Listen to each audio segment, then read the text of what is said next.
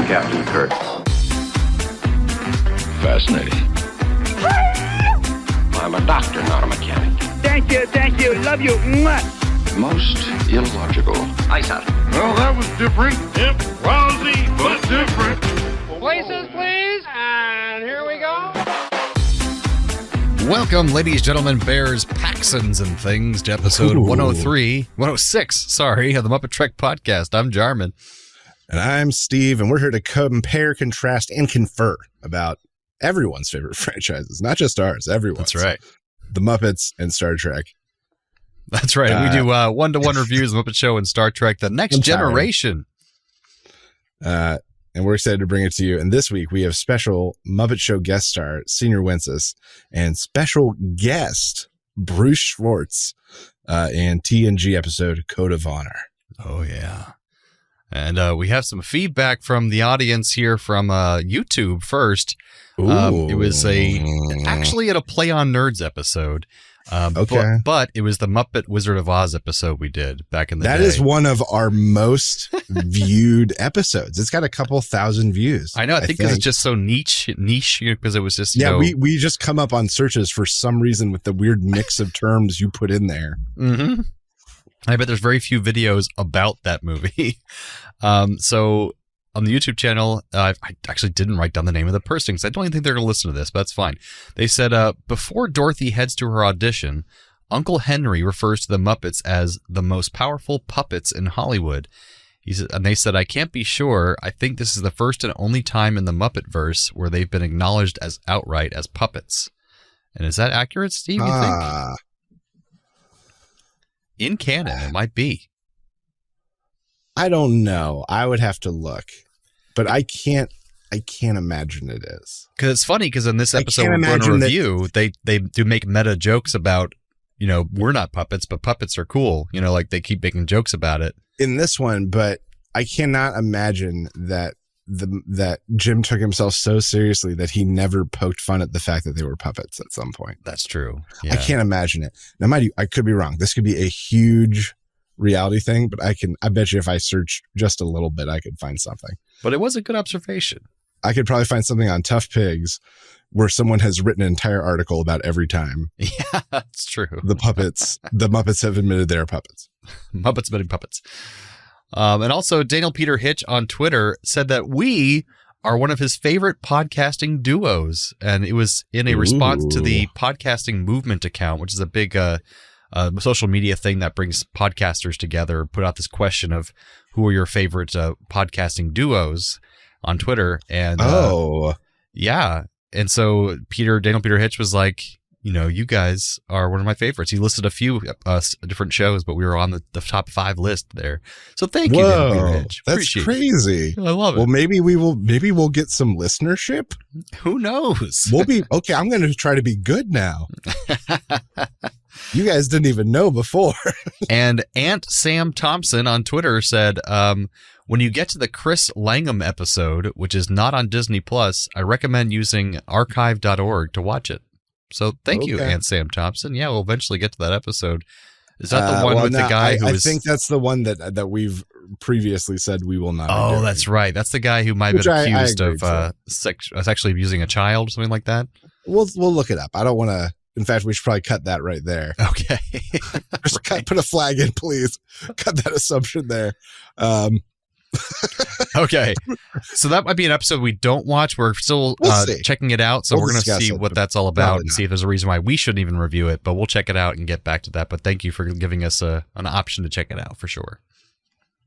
So, Steve, tell us about the guest star for this episode, Señor Wences, and with special guest, Bruce Schwartz.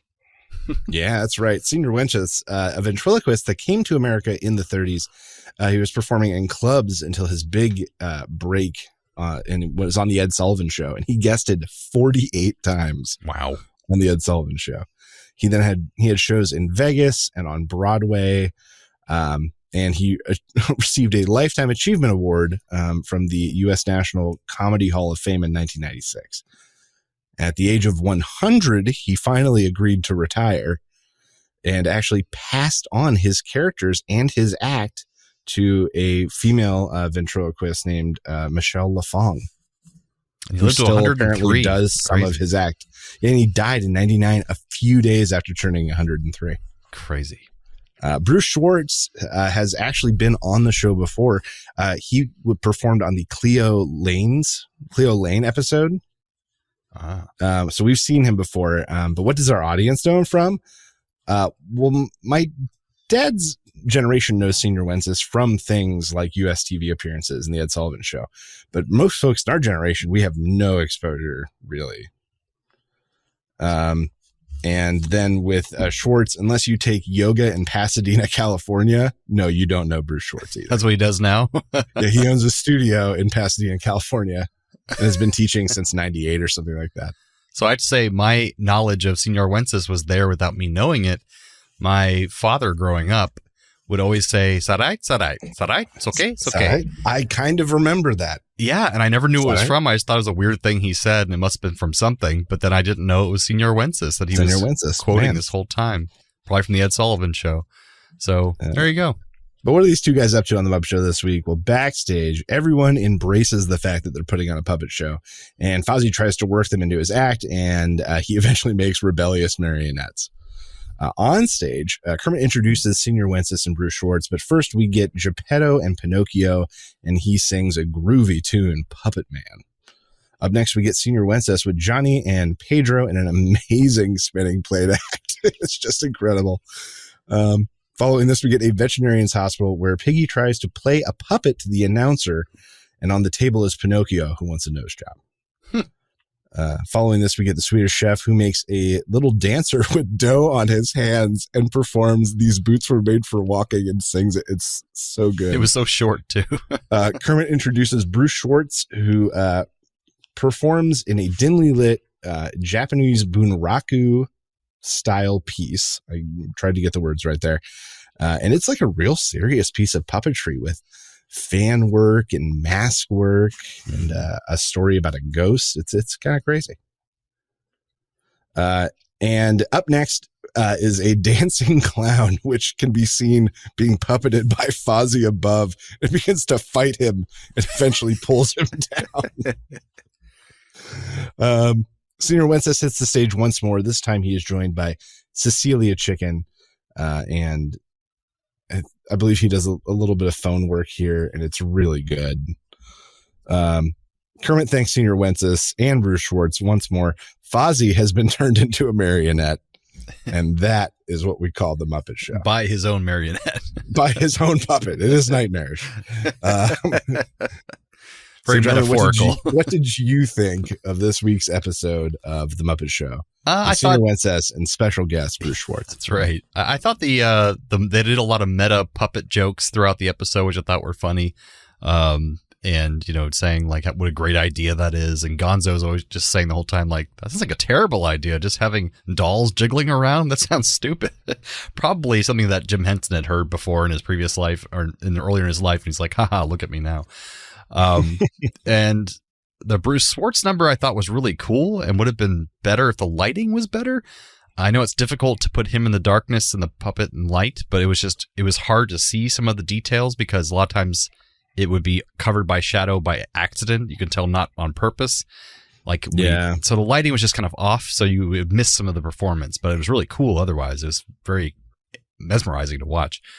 And Señor Wences seems like a very sweet old man, even at this time, but it just felt like it was such an outdated act. And just like with the other ventriloquists we saw, like his mouth was moving a lot when he was doing it. And he was known for this same kind of old, tired act for like 40, 50 years and then became 70 years probably at that point.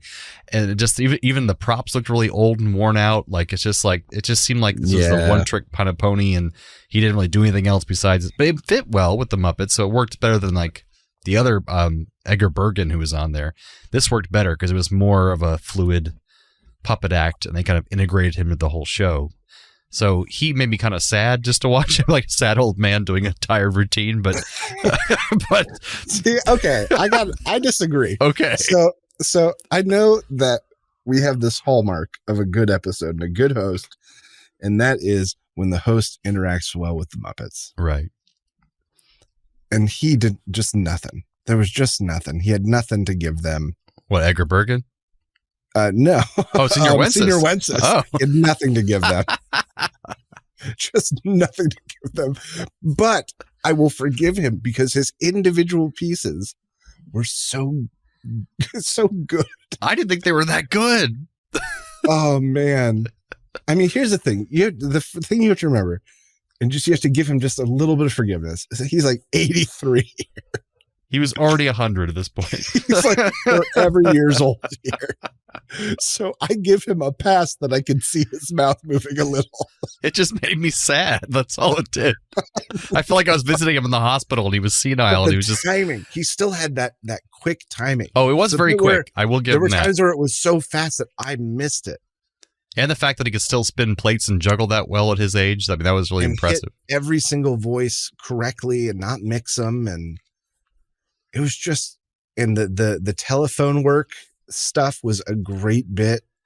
Well, reading his Wikipedia page made me even more sad because it's like these are the same exact bits he's had since he first started when he was like in his 20s. Yeah.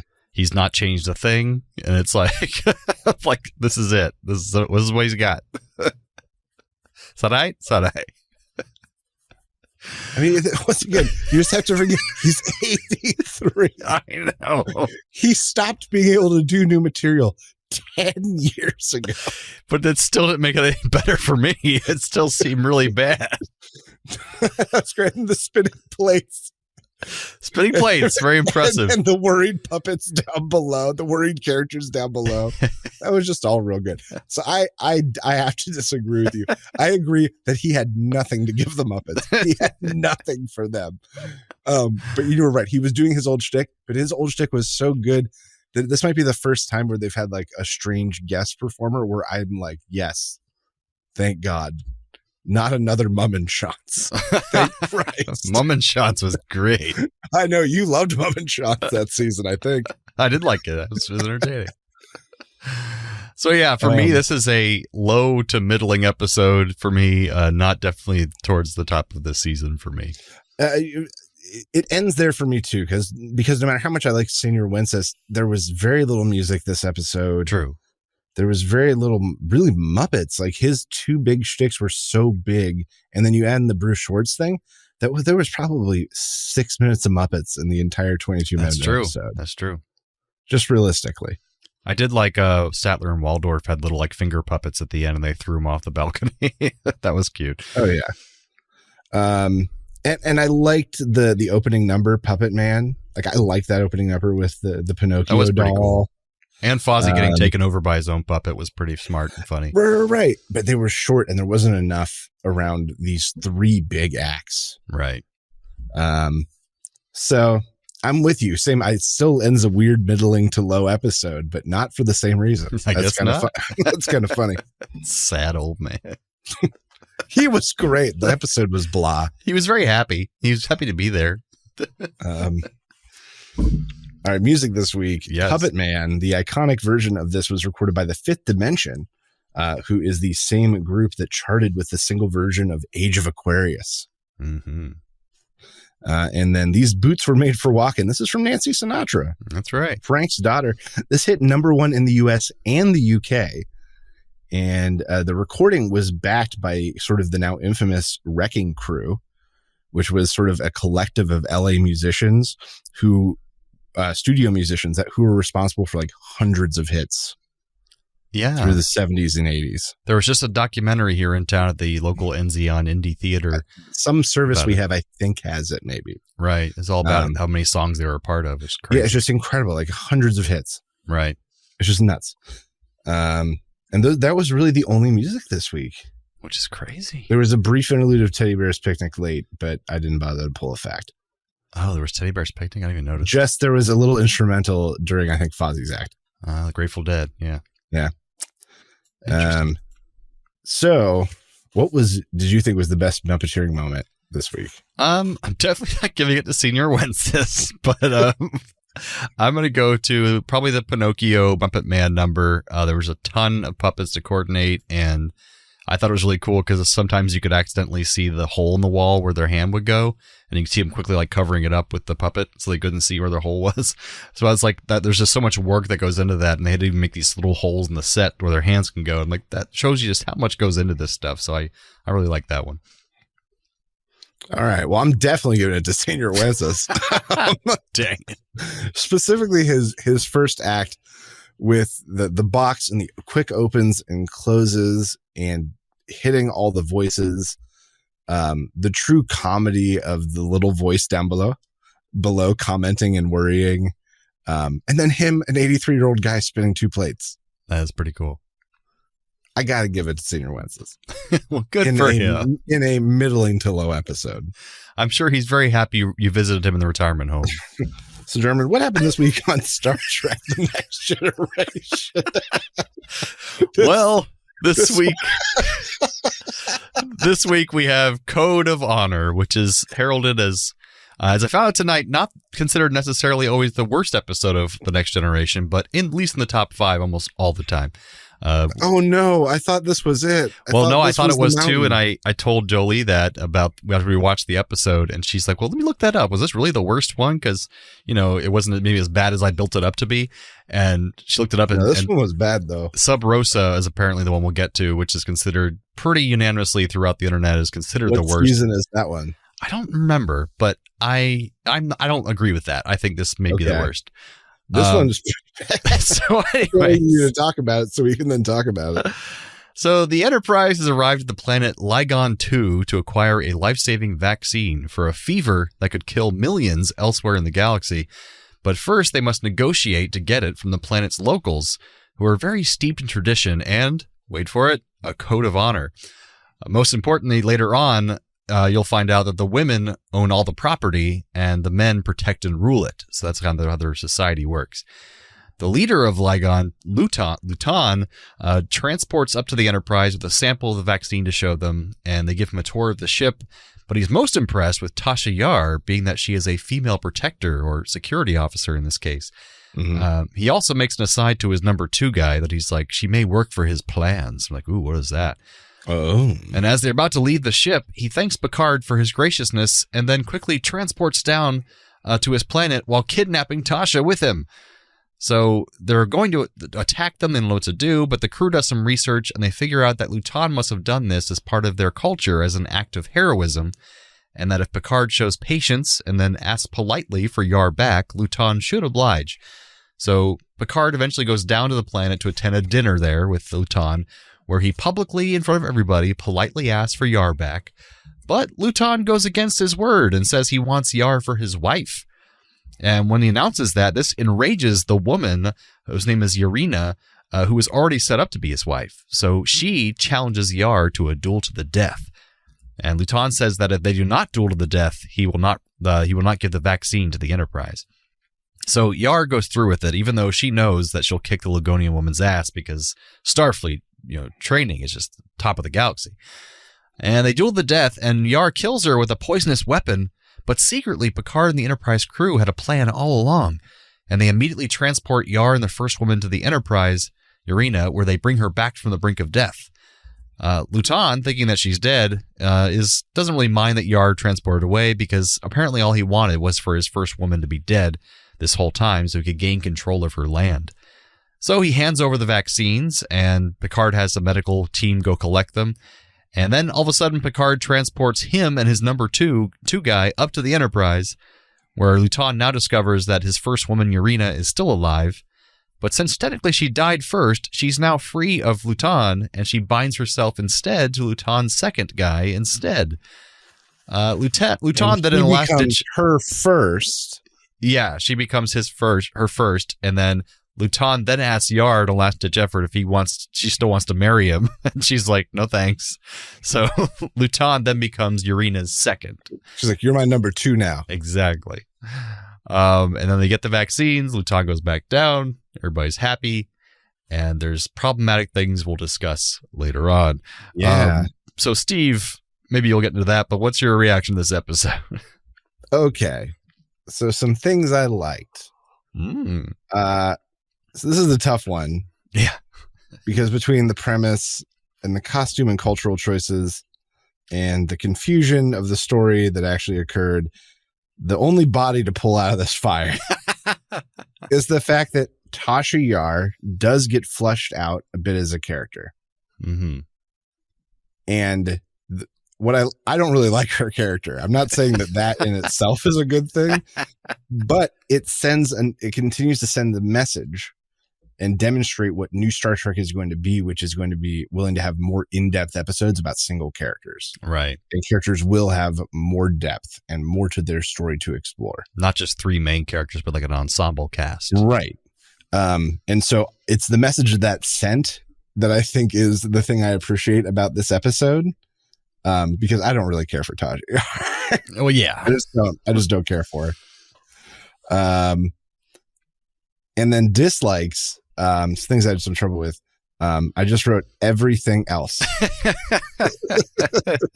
That's literally my note. Dislikes everything else. So I have to just stick in real quick that a trivia that I won't mention later, but mention now because it's important for our discussion of it, is that the writer wrote this episode with no intention of any kind of race these people were, but the director of the episode, for some reason, decided to make them. Yeah, he made them all black for some reason, because it's this more primitive kind of people that have, very primitive codes of honor and stuff. And he made them all black, which is very offensive. And then, so Gene Roddenberry actually fired him after he found that out, but it was too late because they had already hired the actors, they had the costumes. So he got a new director to kind of finish filming the episode, but he said that guy's never going to work in Star Trek again. So good for Gene Roddenberry for eventually doing that. But even without that, continue. Sorry. No, just everything else. I think that maybe the good takeaway here is that this is following in the steps of the original series, which also had some just incredibly tone-deaf episodes. Oh, yeah. So it's good, and I hope that Next Generation is getting it out of its system now. The man was fired. Good. I didn't know that at the time, but good. And let's just not do this again, yeah? Yeah.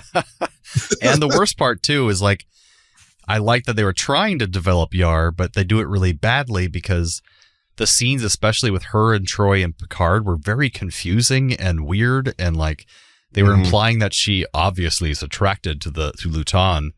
Well, she even said it out loud at one point. Yeah, and I'm like, why is she attracted to this weird dude from this planet who kidnapped her? Like, this is very strange. Like, so very misogynistic and weird, and just a lot of it didn't make a lot of sense. Like, why were they implying? Well, that whole scene made no sense to me whatsoever. Yeah. Yes. It's very weird. So yeah, not just a very badly written episode on top of it being offensive and strange. It was just not good, but it gets only better from here, except for Sub Rosa, apparently. But it's a ghost sex episode. It's great. I like Sub Rosa. Yeah. Ghost sex. So some trivia for this episode. So most of the trivia is just what people in the cast said about this episode, which I think is hilarious. Some of the cast, including Jonathan Frakes, Riker, sought to prevent the episode from being re-aired, but they failed. In a 2012 interview, Brent Spiner, our Data, he recalled, "It was just a racist episode, maybe not intentionally, but it felt that way and looked that way. It was the 3rd episode, so it was fortuitous that we did our worst that early on, and it never got quite that bad again," which is great. Good. Jonathan Frakes referred to the episode as a racist piece of shit at a 2007 sci-fi convention in Toronto, Canada. He told the audience, "The worst and most embarrassing, and one that even Gene Roddenberry would have been embarrassed by, was that horrible racist episode from the first season, Code of Honor. Oh my God in heaven," he says.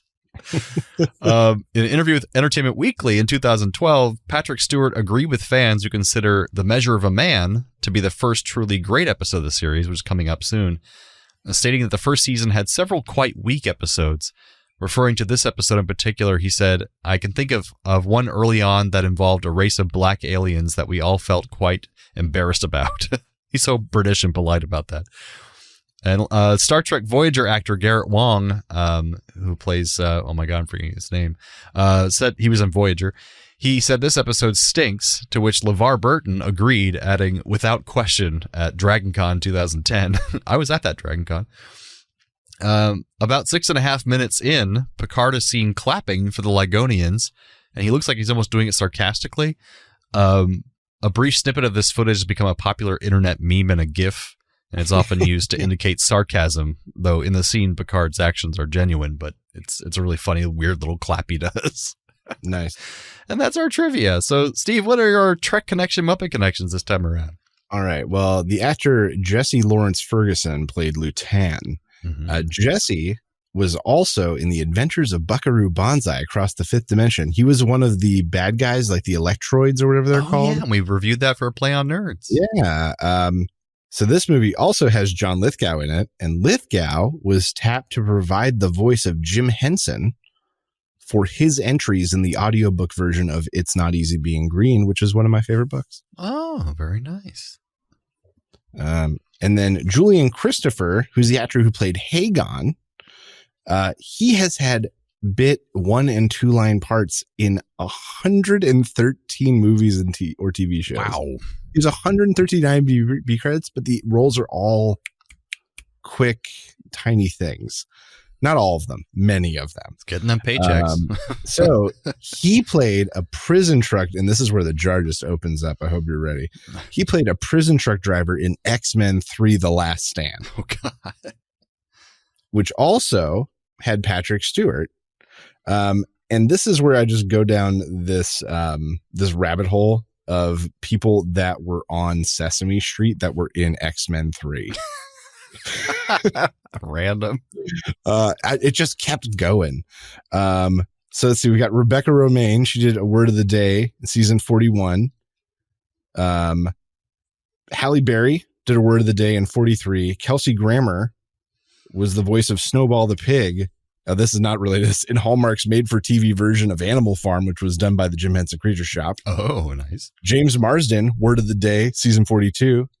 I think I said Halle Berry already. That's crazy. Patrick Stewart did a version of Hamlet's soliloquy, Be or Not a Bee. I've seen in that. season 35 of Sesame Street. Hugh Jackman did a PSA with Elmo in 2009 Australia. Sir Ian McKellen did A Word of the Day in 45. And Anna Paquin was in True Blood, which was spoofed as True Mud in season 41 of episode of Sesame Street. Wow. The jar just opened up. Plentiful, bountiful. Fact pickles spilled everywhere. All right. That's some good connections, man. Which makes sense because it's the same episode. They really were. Same. But both feature a medical staff, the veterinary hospital, and then the medical staff getting the vaccine on Star Trek. I took it from a different angle. Both feature people going to an unhelpful place for medical attention. The crew going to Ligon 2 for vaccines and then getting tricked. And then Pinocchio going to the vet hospital for actual medical attention. Oh, similar but different. I like it. Different, yeah. Both have a beautiful woman that becomes something scary. The first one, Urina, becoming a ferocious warrior, and the Japanese dancing woman becoming a scary demon. In the Muppets. That's good. That is good. No, man, you've been coming up with some real original ones recently. Well, I gotta up my game. Both feature people being lured into a false sense of security and then being betrayed. The crew thinking that the vaccine that they needed was almost at hand, only to be snatched away as Yard was kidnapped. And me with Señor Wences and his characters, because I'm starting to think at least one of them is his hand. Mine was somewhat similar. I think I've been tricked. Yeah, that old man tricked you. Both have someone thinking they're in control when they end up being controlled themselves. Okay. The Ligonian leader in Star Trek thinking his plan to steal Yar and kill his first one wife have worked out when really Picard has pulled a fast one on him. And the marionette that Fozzie tries to use in control ends up controlling him as a marionette. Nice. Oh, yeah. Oh, God. What's that noise? Transporter malfunction. Transporter malfunction. So it's part of the show where we transport one of the characters from one episode to the other and vice versa. So what you got for us, Steve? Trek to Muppets this week. I'm going to bring over the crazy spike ball hand blades and replace all of Señor Wences' puppets. Oh, no. And then we just watch people die. The whole episode. He's going to die. And then Muppets coming out to try to help him. And one of them picks up the glove and pokes another one. Everyone die. All the Muppets come out and die. The first person to die for sure is Señor Wences. He's dead. Oh my God. It's all right. It's all right. It's not all right. It's not all right. Oh, God. Oh, man. Muppets to Star Trek. I'm going to have... No, Star Trek to Muppets. I'm going to have Luton switch places with Señor Wences because he would be super serious about his ventriloquism, but he'd be really bad at it, and he'd yell at anybody not paying attention for their rudeness. I'm imagining him with the hand puppet on. I am this hand puppet. Listen to me. It's all right. It's all right. All right. Muppets to Trek, I'm going to bring over Fozzie's clown puppet to replace Tasha Yar in the final contest, with Fozzie trying to puppeteer him from above. And finally, the puppet pulling Fozzie down, and he hits one of those electrified pylons and has like a funny electrocution. You keep killing Muppets everywhere. And people. Muppets to Star Trek, I'm going to have Señor Wences go right back and replace Luton. He'd tell everyone that he wants his wife dead so he can take her land. But when he brings out his wife, it's just his hand with a wig on it. People are like, you want to kill your own hand? He's all right. He's all right. So that brings us to the end of episode 106 of the MuppeTrek Podcast.